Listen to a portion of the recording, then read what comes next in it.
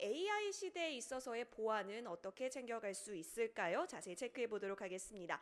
AI 시대의 보안이라는 주제로 이동열 한국신용정보원 CTO께서 강연 준비해 주셨습니다. 네, 안녕하세요. 저는 한국신용정보원의 CTO 이동열입니다. 오늘 제가 말씀드릴 주제는 감사합니다.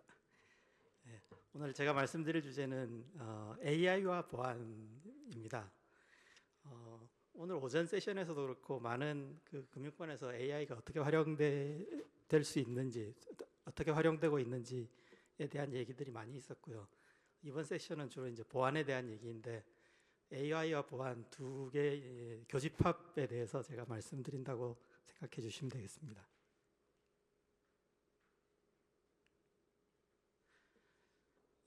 우선 보안에 대한 내용들을 말씀드리기 전에 AI 시대의 금융생태계에 대해서 AI가 어떻게 금융생태계에 영향을 미치고 있는지에 대해서 간략하게 먼저 말씀을 드리고 그 다음에 정보보호나 보안에 대한 AI 현황들을 말씀드리는 순서로 진행을 하겠습니다. 우선 AI가 무엇인지 사전적으로 보면요.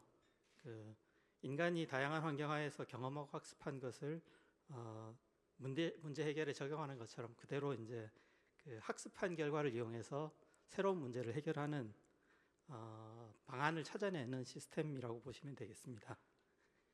가장 유명한 것이 여러분들도 잘 알고 계시는 알파고일 것입니다. 알파고가 2016년 초에 이세돌과 대결을 해서 이제 모두의 예상을 뒤엎고 인간에게 압승을 거뒀었는데요. 생각해보면 바로 엊그제 일인 것 같은데 벌써 만 4년이 지났습니다. 그리고 알파고가 출현하기 전과 후에 사람들의 AI에 대한 인식이 많이 좀 바뀐 것 같습니다. 저만 해도 알파고가 나오기 전까지만 해도 AI를 실생활에 사용을 한다는 것은 아직까지 좀 몇 년 남은 일이라고 생각을 했는데 알파고 이후에는 AI 비서도 있고 그다음에 자율주행차도 있고 여러 가지 AI를 활용하는 기술들이 실생활에 접목이 되고 있고 사람들의 인식도 어느 정도는 AI를 이용한다 그러면 그 안에 무엇인가가 돌아가고 있겠거니 하는 믿음이 어느 정도 생긴 것 같습니다. 그렇지만 실제로는 아직까지 AI가 여기에서 사전적으로 언급한 것 같은 수준의 정말 새로운 환경하에서 새로운 문제에 적용될 수 있는 그런 지능의 수준에 이르렀다고는 보기 힘듭니다. 그런 것은 아직까지 적어도 몇 년은 더 걸릴 것이라는 것이 현재 AI를 연구하고 있는 연구자나 전문가들의 생각들인 것 같습니다. 그렇다면 현재는 AI가 어떻게 지금 확산이 되고 있을까요? 지금의 수준을 말씀드리자면 인공지능의 개발이 기술 면에서는 굉장히 범용화되고 있다라고 말씀드릴 수 있을 것 같습니다. 여기 언급된 것처럼 텐서플로우나 파이토치나 이런 라이브러리들이 등장을 했고요. 그리고 이미지 인식이나 자연어 처리나 이런 것에 대해서는 사전 학습된 모형들이 공짜로 많이 배포가 되고 있습니다. 그래서 실제 방대한 데이터들을 기반으로 해서 수백 시간, 수천 시간을 학습을 시켜야 가능한 수준의 어떤 인공지능 모델들이 다운로드 받을 수 있도록 인터넷에 떠 있고요. 떠 있는 사전 학습된 모형들을 가지고 와서 내가 가진 데이터, 내가 가진 목적에 맞게 좀 더 파인 튜닝을 해주면 준수한 성능을 내는 AI 엔진을 만들 수 있는 수준입니다. 또 한편으로 하드웨어 측면에서는 클라우드 기반으로 AI 개발을 위한 하드웨어 인프라를 저렴하게 제공하는 곳이 많이 있습니다. 심지어는 구글 컬랩이나 이런 데서는 공짜로도 클라우드 환경을 사용할 수 있도록 제공을 하고 있습니다. 그리고 구글, 페이스북, 마이크로소프트 이런 기술 기업들이 앞다투어서 개발 툴이나 이런 것들을 공개를 하고 있는 상태입니다. 그래서 인공지능을 기반으로 한 어떤 그 의사결정 툴을 만든다는 것이 아주 어려운 것이 아니라 이제는 그 누구든지 알고리즘 전문가가 아니더라도 데이터와 그리고 이걸 어떻게 활용하겠다는 아이디어가 있으면은 인공지능 모형을 학습시킬 수 있는 그런 수준에 와 있다고 보여집니다. 다시 그 역으로 생각해 보면은 기술이 걸림돌은 아니지만 데이터와 아이디어는 여전히 새로운 인공지능 모형을 만들어내는데 큰 걸림돌이 되고 있다가 현재 상황이라고 보시면 될 것 같습니다. 그래서 금융권에서도 이 AI가 굉장히 많이 이제 활용이 되고 있는데요. 일단 그 투자의 대상으로 보면은 금융권의 AI 투자가 최근 몇 년간 급격하게 증가를 했습니다.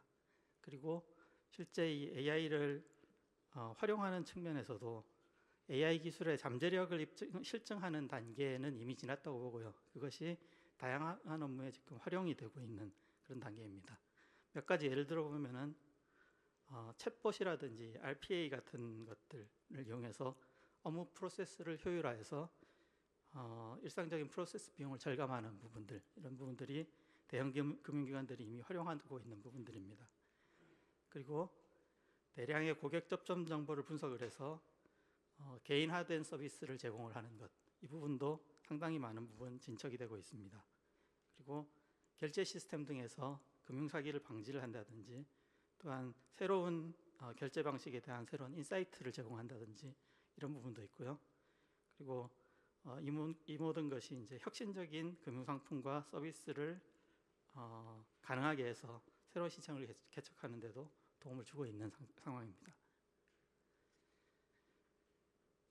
그래서 그 금융 생태계에 AI가 실제적으로 많은 영향을 미치고 있는데 몇 가지 중요한 그 부분에 대한 영향을 다시 한 번 더 이제 정리해서 말씀을 드리자면, 우선 첫 번째 부분은 데이터에 대한 영향이 있겠습니다. 말씀드렸듯이 그 데이터의 부족이 금융권 AI 활용의 가장 큰 장애 요소가 될 수 있습니다. 그래서 그 금융기관들이 모두 다 데이터들을, 양질의 데이터를 다량으로 필요로 하고 있는 상황입니다.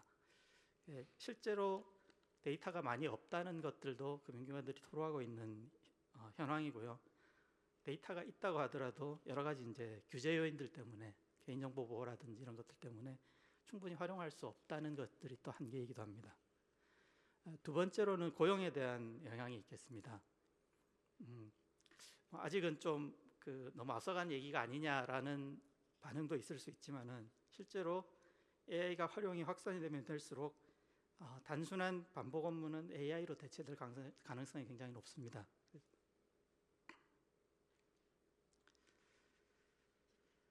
그리고 고용과 반대 측면에서 또 AI에 관련한 인재를 확보하는 것이 어려움으로 대두되고 있습니다. AI 관련 역량을 가진 인재가 부족한 현황이고요. 그렇다고 해서 금융권만 이런 인재를 필요로 하는 것이 아니라 빅테크 이런 쪽에 타업권과도 이런 인재들을 유치하는 경쟁을 해야 되는 상황입니다. 그래서 이 부분도 금융권에 큰 영향을 주고 있는 AI의 영향이라고 할 수 있습니다. 그리고 마지막이 보안 부분입니다. 보안 부분은 좀 더 제가 분야별로 오늘 강연을 통해서 말씀을 드리겠습니다. 요약해서 말씀을 드리자면은 새로운 AI 기술이 전통적인 보안 기술을 무력화시킬 가능성이 상당히 있고요. 그리고 지금 현재는 무엇인지는 알 수 없지만 예상치 못한 새로운 위협으로 등장할 가능성도 다분히 있다고 보여집니다.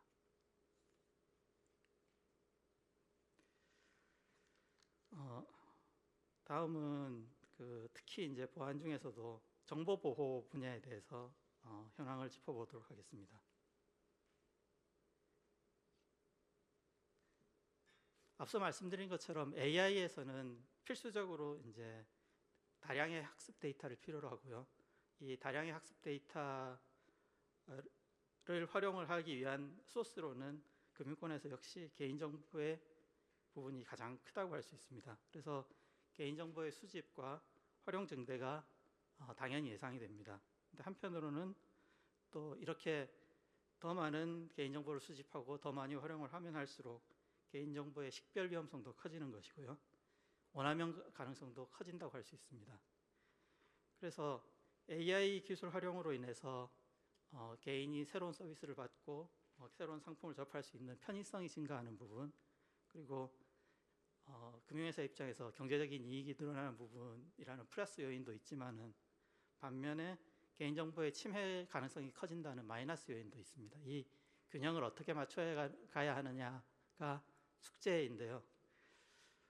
최근에 이제 데이터 3법이 개정되고 이런 그 현황들을 보면은 우리나라에서는 이런 그 두 플러스 마이너스 요인 간의 균형이 어느 정도는 활용을 좀 더 지금보다 늘려보자라는 쪽으로 가고 있다라고 보시면 될 것 같습니다. 그래서 그 이제 데이터 활용에 관련한 데이터 3법의 그 주요 내용들을 간단하게 소개를 드리고 이것들이 어떻게 그러면 AI에 영향을 미칠지에 대해서도 말씀을 드리도록 하겠습니다. 데이터 3법 개정 연구는 잘 아시겠지만 2018년에 그 신정법, 개인정보보호법, 망법 세 가지가 다 이제 개정이 발의가 된 상태로 2019년 1년 동안 계속 이제 여러 가지 논의들이 진행이 되어 왔고요. 올 초에 세 법이 다 국회 본회의에서 의결이 됐습니다. 데이터 3법의 변경 내용에 여러 가지 다양한 내용들이 들어있지만은 특히 이제 AI 관련한 영향을 줄 수 있는 요인들을 몇 가지를 언급을 드리자면 우선 가명정보와 익명정보의 정의 부분이 첫 손가락에 꼽을 것 같습니다. 가명정보와 익명정보의 개념이라는 것은 이제 우리나라 그 데이터 3법도 EU의 GDPR을 많이 참고를 했는데요. 그러니까 EU GDPR에서 정의하는 가명정보와 익명정보는 가명정보는 추가적인 정보의 사용이 없이는 더 이상 정보 주체를 알 수 없는 그런 정보들입니다. 그리고 익명정보는 추가적인 그 정보가 있더라도 더 이상은 개인을 식별하기 어려운 그런 정보들을 말합니다. 그러니까 쉽게 설명을 드리자면 익명정보는 상당히 많이 뭉개져서 다시 어떤 특정한 정보 주체한테 연결시킬 수 있는 고리가 많이 없어진 상태라고 보시면 될 것 같고요. 가명정보는 당장은 현재 있는 데이터만 가지고는 이게 누구에 대한 데이터인지 알 수 없도록 많이 다 가려져 있지만은 실제로 더 많은 데이터를 결합시켜서 보면은 누구인지를 알 수도 있는 그런 정보라고 할 수 있겠습니다. 근데 이렇게 그 이전 데이터 3법에서는 명확하게 정의가 되어 있지 않던 가명정보, 익명정보의 개념을 이제 도입한 이유는 사실은 가명정보를 활용함에 있어서 특례를 주기 위한 목적이 가장 크다고 할 수 있습니다. 가명정보는 말씀드린 바와 같이 다른 정보와 결합하면 사실은 누구인지 알 수 있는 개인정보의 일종입니다. 그렇지만은 데이터 3법에서 규정하기로는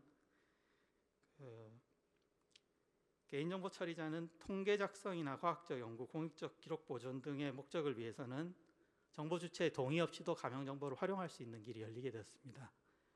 여기에서 과학적 연구라 하면은 뭐 응용 연구나 민간 투자 연구들을 다 포함한 개념입니다. 그러니까 그 AI를 개발하기 위해서 AI 모형을 만들기 위해서 우리가 개인정보를 가명화해서 사용하겠다. 그런 것들은 이제 법적으로 근거가 그렇게 할 수 있는 근거가 생긴 것이죠. 그래서 이렇게 됨으로써 이제 금융기관에서도 그 개인화된 서비스를 위한 여러 그 AI 모형을 만드는데 직접적으로 현재 보유하고 있는 고객 정보들을 사용할 수 있는 길이 열렸다고 볼 수가 있습니다. 또 하나 더는 그 특정 회사가 보유한 가명 정보만을 활용하는 것이 아니라 다른 회사가 보유한 개인의 정보들과 결합해서도 활용할 수 있는 그런 길들도 열리게 되었습니다. 말하자면 은행이나 카드 회사가 그 금융 관련된 정보만을 이용해서 개인화된 모형을 만드는 것이 아니라 통신 데이터나 유통 데이터나 이런 금융기관이 보유하고 있지 않은 데이터를 결합해서 좀 더 나은 그 AI 모형을 만드는 것들도 이제 그 가명정보 결합을 통해서 가능해진 상황이라고 할 수 있겠습니다. 그리고 마지막으로 익명정보에 대해서는 익명정보는 상당히 많이 뭉개진 정보이고 이것은 더 이상은 개인정보라고 할 수 없기 때문에 좀 더 자유롭게 활용을 할 수 있는데 이렇게 자유롭게 활용할 수 있는 만큼 개정법에서는 익명 조치가 적정하게 되었는지를 평가하는 적정성 평가 제도를 도입을 하게 되었습니다. 그래서 가명정보 또는 익명정보를 활용함으로써 금융기관에서는 좀 더 지금까지의 그 데이터 제약에서 벗어나서 개인화된 AI 모형들을 만들 수 있는 길들이 좀 더 열리게 되었다라고 말씀을 드릴 수가 있겠습니다. 네, 다음은 여러 가지 이제 보안 영역들이 있을 텐데 보안 영역에서 실제로 AI 기술들이 어떻게 활용이 되고 있는지, 어떻게 활용을 될 수 있는지에 대해서 몇 가지 예를 설명을 드리겠습니다. 우선 그 보안 쪽에서 AI 기술을 활용을 하려고 시도를 하게 된 여러 가지 이제 필요성들이 있을 텐데요. 크게 이제 두 가지 측면이 중요할 것 같습니다. 첫 번째는 기존 기술이 여러 가지 이제 한계에 이르렀다는 점이고요. 좀 전에 김승주 교수님 설명하셨듯이 그 보안 침해를 위한 시도라든지 이런 것들이 우리가 알지 못하는 사이에 엄청난 시도들이 일어나고 있고 이런 위협들이 점점 더 증가하고 있습니다. 그리고 트래픽도 증가하고 있고 새로운 취약점이 계속적으로 등장하고 있습니다. 그래서 현재까지의 보안 기술은 주로 이런 취약점 같은 것들을 가능한 한 빨리 파악을 해서 그것들을 공유하고 밝혀진 취약점들에 대해서는 보완을 할 수 있는 여러 가지 이제 활동을 하는 그런 활동의 이제 반복이었습니다. 근데 이런 것들이 실제로 새로이 발생하는 위협들을 따라갈 수 없을 정도가 된다 그러면은 뭔가 다른 지금까지와는 다른 방법이 이제 필요하게 되었고요. 그런 측면에서 AI가 활용될 수 있다라고 많은 이제 보안 관련된 솔루션 업체들이라든지 보안 전문가들이 판단을 하고 있는 상태입니다. 두 번째는 또 마찬가지로 좀 연관된 얘기인데요. 보안 전문 인력 자체도 굉장히 부족한 상태입니다. 보안 전문가가 진짜 전문가로서 활약을 하기 위해서는 지식도 많아야 되지만 경험도 많이 쌓아야 되는데 현재와 같이 보안 인력이 수요가 늘고 있는 상황에서 공급이 수요를 따라가지 못하는 상황입니다. 그래서 AI 기술을 활용을 함으로써 이렇게 많은 오랜 기간 동안의 경험을 축적을 한 전문가가 아니더라도 보안 그 침해에 적절히 대응을 할 수 있는 그런 체계를 갖출 수 있을 것이라고 보고 보안 분야에서 AI 기술 활용을 좀 시도를 좀 더 많이 하고 있는 상황입니다. 크게 이제 동향을 보면은 우선 지금 말씀드린 것처럼 보안 솔루션 전문 기업이 AI를 활용하려는 시도를 굉장히 많이 하고 있습니다. 그래서 다양한 분야에서 이런 AI 기반의 보안 솔루션들을 만들고 있는데요. 그 부분들에 대해서는 분야별로 조금 더 제가 설명을 드리도록 하겠습니다. 그리고 또 AI 기반 솔루션의 R&D를 위해서 대형 기술 기업들이 데이터셋을 공개를 한다든지 공동으로 문제를 해결하기 위한 여러 시도들도 많이 이제 증가를 하고 있는 그런 상황입니다. 그러면 몇 가지 주요 보안 영역별로 AI 기술이 어떻게 지금 활용이 되고 있는지를 몇 가지 예를 말씀을 드리겠습니다. 우선 첫 번째는 악성 코드 분석과 네트워크 패킷 분석 부분입니다. 악성 코드라는 것이 이제 뭐 바이러스든 뭐 여러 가지 이제 형태가 있을 텐데요. 주로 이것들이 탐지를 피하기 위해서 자체의 형태를 계속해서 변화시키는 그런 변종을 생성시키는 방식으로 많이 만들어져 있습니다. 그래서 일부 통계에 따르면은 매일 하루에 35만 건씩의 새로운 변종들이 출현하고 있다고 합니다. 2019년 말 기준으로 보면은 현재까지 등장한 악성 코드가 10억 종류 이상이고요. 근데 이렇게 악성 코드를 탐지를 하는 현재까지의 가장 일반적인 기술은 현재까지 알려진 악성 코드의 여러 가지 특성들을 시그니처들을 찾아서 모으고 찾아낸 악성 코드의 패턴과 새로운 코드를 비교를 해서 일치를 하면 이것은 악성 코드라는 판정을 하는 방식을 주로 사용을 하고 있습니다. 근데 이렇게 시그니처 기반으로 악성 코드를 찾는다는 것은 제때 그런 새로운 악성 코드가 발견되지 않으면은 악성 코드인지도 모르는 상태로 많은 시간이 지나갈 수도 있는 그런 위험을 가지고 있습니다. 그래서 AI를 이용해서 특정한 시그니처를 미리 찾아서 등록을 하는 방식이 아니라 어떤 코드 패턴을 가진 코드들은 악성 코드라고 판단할 수 있겠다라는 걸 판단하는 모형을 만들어서 악성 코드냐 정상 코드냐를 구분하는 그런 솔루션들을 현재 만드는 시도들을 많이 하고 있습니다.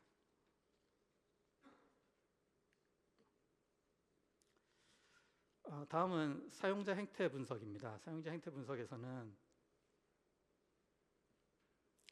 주로 사기 방지 쪽 이런 쪽에서 많이 활용을 하고 있는데요. 사용자의 이상 행동들을 다 룰로 파악을 해서 어떤 행동을 할 때는 이것이 정상적이지 않은 행동이다라는 것들을 미리 규칙을 만들어 놓고 그 규칙이 위배될 경우에 이것은 뭔가 금융사기라든지 이런 부분들이 있을 것이다라는 탐지를 하는 방법이 주로 사용되고 있습니다. 실제 프로드 디텍션 시스템 금융기관들에서 사용하는 현재 사용하고 있는 시스템들은 거의 다 이런 룰 기반 방식으로 이루어져 있는데 이 방식도 룰을 갖다 계속 업데이트를 해줘야 되고요. 그다음에 이 룰 자체가 수년간 축적되다 보니까 굉장히 복잡해져서 이 룰 자체를 관리하는 부분이 굉장히 어려운 부분이 되고 있습니다. 그래서 이 부분에서도 AI를 활용해서 룰 기반이 아니라 AI로 과거의 정상적인 거래 행태와 비정상적인 거래 행태를 학습을 시켜서 앞으로 새로이 발생하는 거래 행태들에 대해서도 이상 유무를 갖다 판별하는 그런 방식이 새로 많이 시도가 되고 있습니다. 사용자 인증의 면에서는 기존에 주로 우리가 인증할 때 사용하는 방식은 지식 기반으로 인증을 한다던가 아니면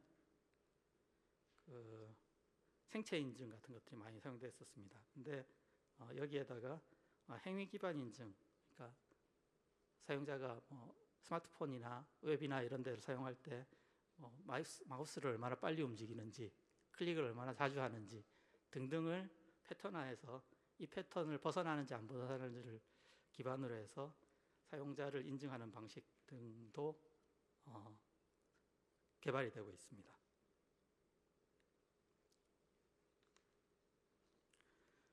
그리고 취약점 분석이나 모의 해킹에 있어서도 새로운 애플리케이션에 대해서 취약점을 반복해서 진단하는 부분이라든지 수정 공고안을 생성하는 부분이라든지 이런 부분에도 AI가 활용되고 있고요. 위협 인텔리전스 관련해서는 보안 전문가들이 발표하고 있는 여러 가지 형태의 위협 요인들에 대해서 이것들이 꼭 다 정제된 형태의 어떤 정형화된 데이터베이스 형태로 발표가 되는 것은 아니기 때문에 웹사이트나 블로그나 SNS나 이런 데에서 공개가 되고 배포되는 것들을 수집해 와서 정리하는 데 AI 기법들이 활용이 되고 있습니다. 그래서 몇몇 분야에서 AI 기술들이 어떻게 보안을 강화하는 데 활용되는지를 말씀을 드렸는데요.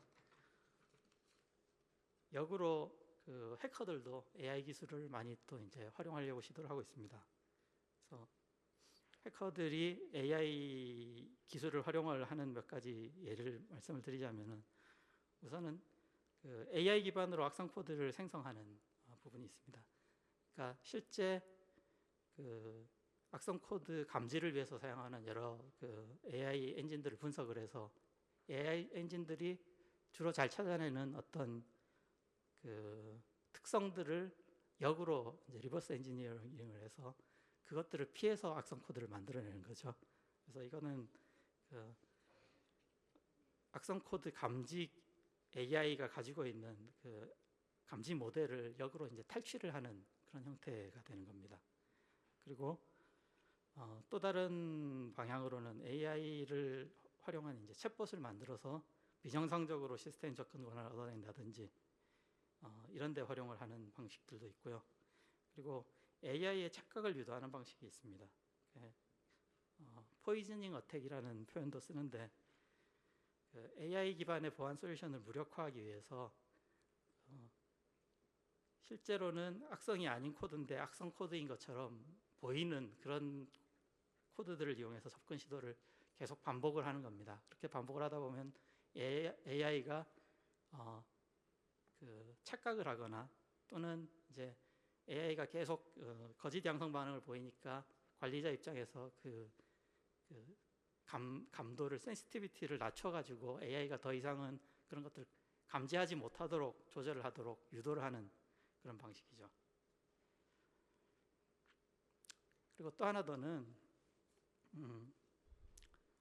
이것도 보안 침해를 위한 기술의 일종으로 볼 수 있을 것 같은데요. 딥페이크가 있습니다. 딥페이크는 잘 아시듯이 딥러닝과 페이크를 합성한 합성어입니다. AI를 활용해서 진짜하고 분간하기 힘든 정도의 가짜 동영상이나 이미지나 음성들을 만드는 것이고요. 이것들이 2017년에 처음 등장을 했는데 그 이후에 뭐 정치인들의 발언이라든지 이런 내용들을 반대로 뒤집어서 왜곡시키는 그런 형태의 가짜 뉴스 이런 데도 활용이 되고 있고요. 상당히 많이 퍼져서 사회 문제화가 됐었습니다. 그래서 각종의 오픈 AI 툴들을 이용을 하면은 일반인이라고 해서 완전히 진짜 그 프로그래밍에 대해서 모르는 그런 초보 수준은 아니겠지만 어쨌든 굉장한 고도의 알고리즘 지식을 갖지 않은 사람이라고 해도 딥페이크 결과물을 어느 정도로 만들 수 있는 수준입니다. 그래서 역으로 이런 것들을 이제 감지를 하는 것들도 AI를 통해서 해결하는 시도들이 이루어지고 있습니다. 예. 앞서서 설명드린 것처럼 AI 기술이라는 것이 현재 이제 보안 측면에서 보안을 강화하기 위한 그 기술로도 활용이 되고 있고 보안을 침해하기 위한 기술로도 활용이 되고 있습니다. 이게 보안이라는 것이 영원히 이제 창과 방패 같은 것이기 때문에 어느 한쪽이 획기적으로 보안을 강화를 하는 솔루션이 나왔다 그러면 그걸 뚫기 위한 또 다른 기술들이 계속해서 나올 것이라고 보여집니다. 그리고 기술 측면에서 AI는 이미 굉장히 이제 앞서 말씀드린 것처럼 범용화되어 있습니다. 그래서 아이디어와 데이터만 있으면은 AI를 이용해서 얼마든지 보안 침해를 할 수 있는 그런 방법들을 찾아낼 수 있을 것이라고 보고요. 앞으로 계속 이런 AI를 활용한 보안 침해 시도가 증가할 것이라고 예상이 됩니다. 예. 이상으로 제 강연은 여기서 마치겠습니다. 질문 있으면 질문해 주십시오. 네, 역시 제가 한번 도와드리도록 하겠습니다. AI 시대의 보안 체크해 주셨는데요. 역시나 온라인 생중계 함께하고 계시는 분들께서 질문 남겨주신 게 있어서 하나씩 살펴보도록 하겠습니다. 먼저 보안 관련해서요, 이 AI의 발전이 급진적으로 이루어질 수 있다라고 보는 시기가 있으신지라고 여쭤봐 주셨네요. 이미 이 보안에서 AI를 활용하는 여러 가지 이제 솔루션이 나오고 또 침해 기술이 나온 것은 벌써 몇 년이 됐다고 보고요. 예, 이것들이 이미 활성화되어 있다라고 저는 생각을 하고 있습니다. 네. 앞으로 물론 질문해 주신 바와 같이 더 급증을 할 수도 있지만은 지금이라고 해서 그런 것들이 굉장히 희귀한 일이고 드문 일이라고는 생각을 안 하셔야 될 것 같습니다. 네, 알겠습니다. 많은 도움이 되셨길 바랍니다. 이동열 한국신용정보원 CTO와 함께 하셨습니다. 네,